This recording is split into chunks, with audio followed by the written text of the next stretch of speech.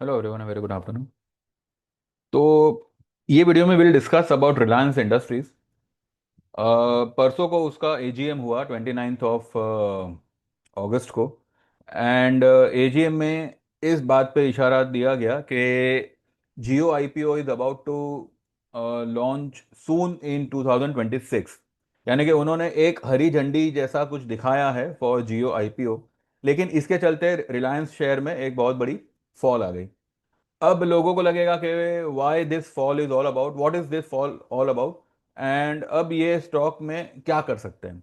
सी, पहली बात, Reliance industries was known for its petrochemical and retail and all this clothing and all. उसके लिए वो स्टॉक जाना जाता था। जब से उन्होंने मोबाइल इंडस्ट्री में पैर रखा है, उन्होंने अपने सारे बिजनेसेस को एक ही कंपनी में रखा है, which is known as Reliance Industries. Reliance Industries is not a company which is having only one particular business.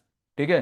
पूरे पूरे बिजनेस को कंसोलिडेट करके जो उनका प्रॉफिट लॉस जो भी आता है, वो कंपनी का जो है एक्चुअल रिजल्ट माना जाता है। अब हो ये रहा है कि पिछले काफी समय से रिलायंस इंडस्ट्रीज का जो रिजल्ट है वो टिका हुआ है सिर्फ और सिर्फ जियो के वजह से।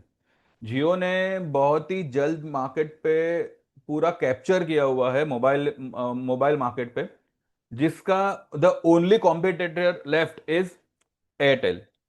एयरटेल के अलावा जियो का कोई कॉम्पिटिटर नहीं है। एंड ठीक है, अगर कंपटीशन में है तो ये दोनों कंपनी जो है सर्वाइव करेगी, एयरटेल भी करेगी और जियो भी करेगी।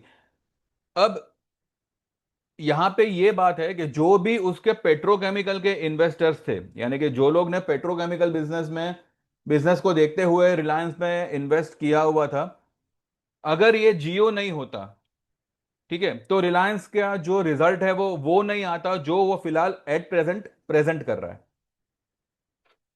अब यहां पे इन लोगों ने बीच में ये बताया था कि रिलायंस का, अपना जियो का जो आईपीओ है वो इस साल नहीं आएगा। तो उस न्यूज को स्टॉक ने पॉजिटिवली लिया था। ठीक है। लेकिन अब ये हो रहा है कि जियो का आईपीओ इज कमिंग। भले 2026 में आएगा, पर it is on the way, it is in process, and whatever the procedure is they are following it. अब इससे हुआ ये कि जिन लोगों ने जियो की वजह से रिलायंस में इन्वेस्ट किया था, they will remove their money so that they can no enrol for the IPO which may come soon in 2026। लेकिन इससे होगा ये। और हाँ, दूसरी बात ये है कि जो लोग रिलायंस में इन्वेस्टेड थे फॉर पेट्रोकेमिकल्स, पर उनको कुछ ना कुछ वो स्टॉक में कुछ ना कुछ बेनिफिट मिल रहा था for from the Jio point of view. यानी कि जियो की वजह से रिलायंस टिका हुआ था। अगर आप उसके पहले के 3 क्वार्टर के भी अगर आप रिजल्ट्स देखो, तो petrochemical has not done so well compare to what Jio has done. तो जब जियो रिलायंस से अलग होगा एंड जियो अपनी खुद की एक कंपनी बनाएगा, खुद का एक स्टॉक प्राइस जो है इसमें ये करेगा। मतलब अगर रिलायंस इंडस्ट्रीज से जियो जो है अगर वो अलग हो रहा है, ठीक है, देन ऑब्वियसली जो लोग भी जियो के फेवर में हैं वो रिलायंस से निकल जाएंगे। जो लोग ये सोचकर रिलायंस में टिके हुए थे कि चलो पेट्रोकेमिकल भले डाउन है, जियो की वजह से तो मतलब टिका हुआ है, वो लोग भी इसमें से निकल जाएंगे। लेकिन फिर आएगा कौन? आएंगे वो लोग जो एक्चुअली में पेट्रोकेमिकल और बाकी सारे बिजनेसेस में रिलायंस पे ट्रस्ट करते हैं, रिलायंस में इन्वेस्टेड है। देखिए, Reliance is something which is not be define in in words. मैं ये नहीं कहता कि बहुत महान लोग हैं, महान की यहाँ पे महानता की बात नहीं है, लेकिन यहाँ पे एक बड़ी कंपनी की बात है। रिलायंस इज नॉट अ छोटा मोटा कंपनी के भाई चलो ठीक है, अगर कुछ इन्वेस्टर्स निकल गए उसमें लोअर सर्किट लग जाएगा, ये हो जाए। Reliance is well managed company. And chartically अगर हम उसको देखें तो डेली में चलो ठीक है, बट वीकली में it is making something else. तो हम जो है उसका वीकली चार्ट एनालाइज करते हैं और रिलायंस में क्या क्या हो सकता है आने वाले दिनों में वो हम देखते हैं। This is the chart of Reliance. और आप अगर, ये वीकली चार्ट है रिलायंस का, और अगर आप इसको ध्यान से देखो तो you will come to know कि रिलायंस इंडस्ट्रीज वीकली में इस तरीके का पैटर्न बना रहा है, इसको कहते हैं inverted head and shoulder. This is the perfect inverted head and shoulder. अब अगर ये इस रेंज को बचा लेता है, ये वाली जो लो है, ये वाली लो क्या है, 15 वन नहीं, ये वाली कैंडल की लो है 1359। ये वाली कैंडल की लो है 1350। ठीक है, लेकिन उसने क्लोज कहां किया है, 57 के ऊपर। भले ये वाली लो के नीचे क्लोज हुआ है, ये जो है ये वाली कैंडल के नीचे क्लोज हुआ है, ये वाली कैंडल की लो थी 1359 और क्लोज आया है 1357, 2 पॉइंट से नीचे क्लोज किया है, but this can be consider. इसको मतलब इतना हम ये नहीं मानेंगे यहां पर। अब कुछ लोगों को लगेगा कि 1200 जाएगा, 1100 जाएगा, 1000 जाएगा। रिलायंस अगर यहां से घूम गया, मानो कल एक डिप लगा हुई या मे बी फ्लैट खुले और यहां से चढ़ना शुरू करे, रिलायंस अगर यहां से घूम जाता है ना, वो ये लेवल को क्रॉस कर सकता है जो आता है 1540। 1540 अगर ये स्टॉक ने क्रॉस कर दिया,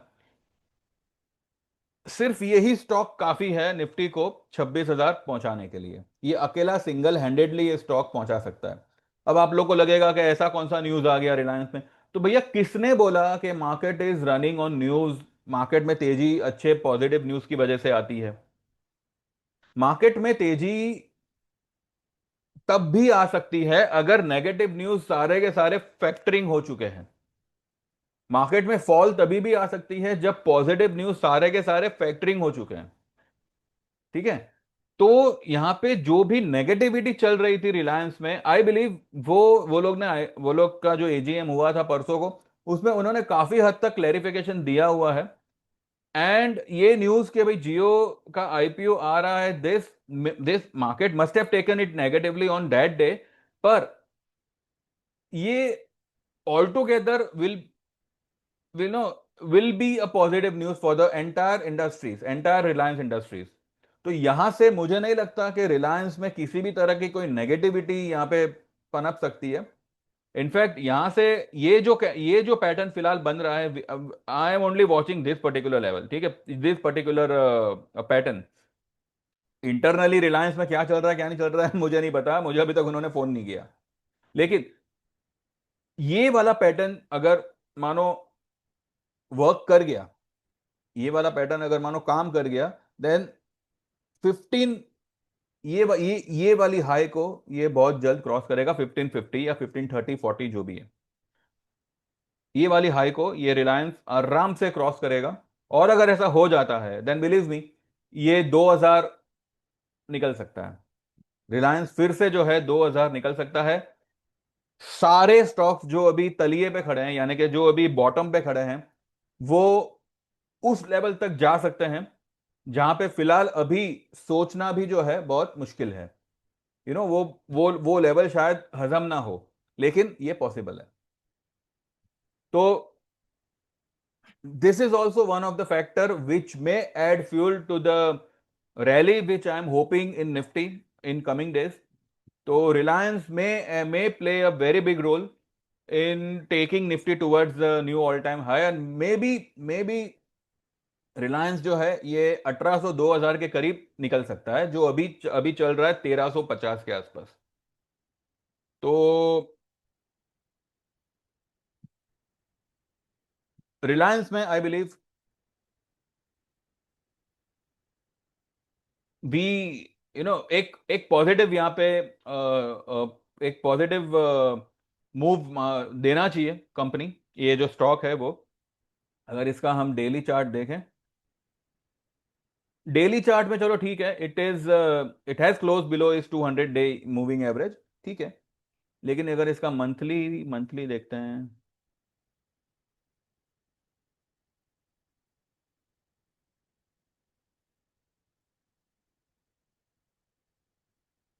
डेली में एक चीज यहाँ पे गौर करने जैसी है, वो ये है कि डेली में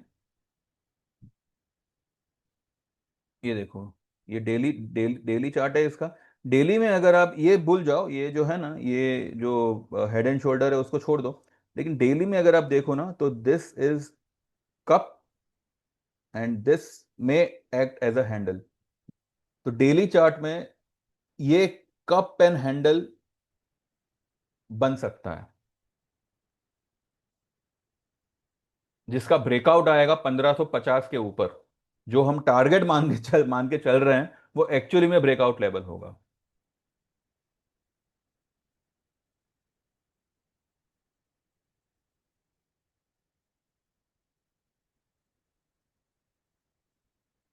तो रिलायंस इंडस्ट्रीज इज, मैंने मेरे ग्रुप में इसका ट्रेड दिया हुआ है।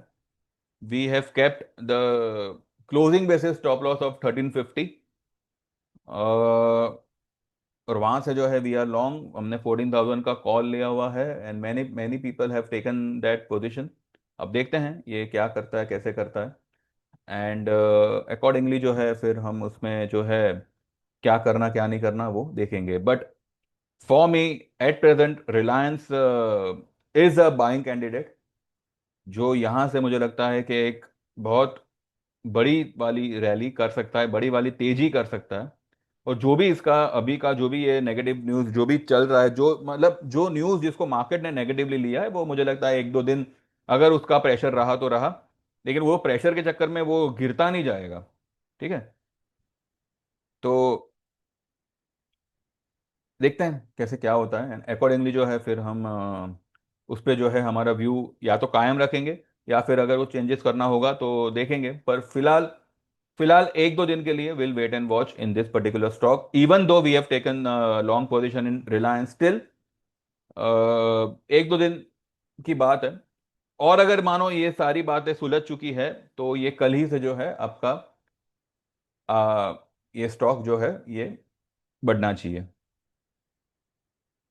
ठीक है, तो अब स्टॉक क्यों गिरा, क्या आया क्या नहीं आया वो छोड़ो, गिरा है and it's a buying opportunity. Fundamentals of the company are not bad, first of all. ठीक है, रिलायंस पहले से ही जो है एक कंट्रोवर्शियल स्टॉक रहा है, एक डिस्प्यूटेड स्टॉक रहा है। कोई ना कोई उस पे जो है कोई ना कोई मगजमारी चालू ही रहती है, लेकिन इसके बावजूद it has manage to provide good price to the investors. और और पेट्रोकेमिकल का जो उनका बिजनेस डाउन है, वो तो अभी ऑब्वियसली डाउन होगा ही, because crude is also not stable in the international market, and also because of this tariff and all. तो उसको कैसे मैनेज करना, क्या नहीं करना, क्या करना, ये सब के चक्कर में जो है पेट्रोकेमिकल जो है काफी काफी क्वार्टर से it is not performing which it use to perform before. But Jio की वजह से वो थोड़ा बहुत उसमें जो है प्रॉफिटेबिलिटी दिखती थी, एबिटडा वगैरह जो भी है वो कहीं ना कहीं एक पॉजिटिव साइन दिया करता था। पर अभी फिलहाल कुछ समय से सिर्फ और सिर्फ जियो की वजह से ही जो है रिलायंस ये कर रहा था। अब जियो का अलग से आईपीओ आना, तो इसकी वजह से जो है इन्वेस्टर्स ने जो है मतलब पोजीशन अपनी काट ली। लेकिन यहां पे मुझे लगता है कि there is an opportunity to go long, and target would be at least minimum 200 points. अब उसके ऊपर अगर टिक जाता है या ब्रेकआउट देता है, वो क्या करता है वो तो पता नहीं, पर एटलीस्ट 1500 1550 तक मुझे लगता है स्टॉक जाना चाहिए। तो देखते हैं कैसे क्या होता है, एंड उसके बाद जो है एक देखेंगे। दिस इज एज पर मी, मैं ये नहीं कहता कि आप सभी लोग रिलायंस पे टूट पड़ो। भाई आपको लग रहा है कि ये खतरनाक स्टॉक है, तो मत करिएगा। लेकिन जहां तक मुझे लगा कि इसमें एक अपॉर्चुनिटी है, तो मैंने बताया। बाकी जैसे आप सही समझो वो हिसाब से आप करिए, ठीक है। तो बस इतना ही है, बाकी देखते हैं, कल सुबह बात करते हैं। Thank you very much, bye bye, take care.